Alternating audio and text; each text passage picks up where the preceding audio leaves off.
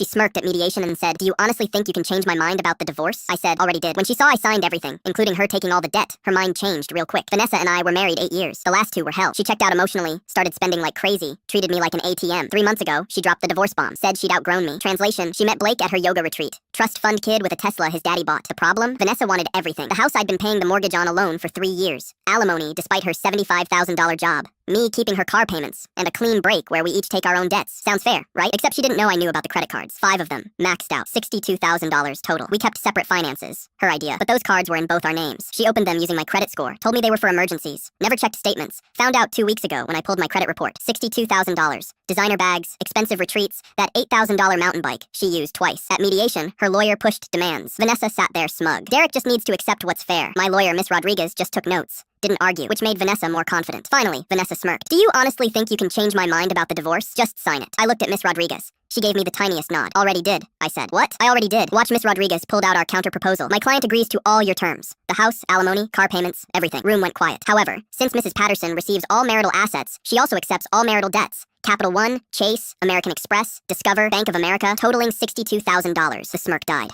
Vanessa went pale. "What credit cards?" Miss Rodriguez slid over the statements. "The ones you maxed out on yoga retreats and shopping," I said. "If you want everything else, you take these too." Her lawyer frantically flipped through statements. Vanessa looked sick. "Joint marital debt," Miss Rodriguez said. "Legally, both spouses. You'll have the house," I said. "Sell it. Should cover most, and you'll have Blake, right?" Mediation collapsed. Her lawyer called recess. 20 minutes later, they wanted to revisit. "Nope, I agreed to your terms. All of them. Take it or leave it." They left it. 2 weeks later, she showed up at my work, crying. "I need help." Then, "What if we didn't divorce?" I laughed. "2 weeks ago, you'd outgrown me." Blake showed up at my door. "Bro, you're being manipulative. Did she tell you the debt?" $62,000. His face went white. "She said maybe $10,000. Haven't seen Blake since." Then Vanessa filed a false police report claiming I was hiding assets. Investigation cleared me in an hour. My lawyer subpoenaed her records. What we found: $3,000 Cartier bracelet she bought Blake, $8,000 Tulum retreat. Texts dating 8 months back, 3 months before filing, discussing getting everything you can from that pathetic excuse of a man. Blake was married. His wife sent us his statements. She'd also opened another card listing income as $120,000. She makes $75,000. Fraud. Court day. Her lawyer started his sob story. Miss Rodriguez dropped everything. The false report, the fraud, the receipts, the texts, spending $47,000 after filing. The judge wasn't having it. "Explain these documents," Vanessa sobbed. I was emotional. Derek was controlling. "Free enough to commit fraud? And these messages about getting everything you can from that pathetic excuse of a man?" The ruling: all debt goes to Vanessa, including the fraudulent card. No alimony. The house was inherited. Premarital asset. She gets nothing. 30 days to vacate. She pays both legal fees. Judge referred her to the DA for fraud. Vanessa started screaming. "Ma'am," the judge said, "you committed fraud and made false reports. Leave before I change my mind about handcuffs." Walking out, she grabbed my arm. "Derek, please, you lost everything when you chose Blake and debt over our marriage." DA charged her with felony fraud. Negotiated to misdemeanor with restitution. Marketing jobs require background checks. She got fired. Last I heard, working at a juice bar, living in her sister's basement. 17-year payment plan for $62,000. Blake's wife divorced him and took everything.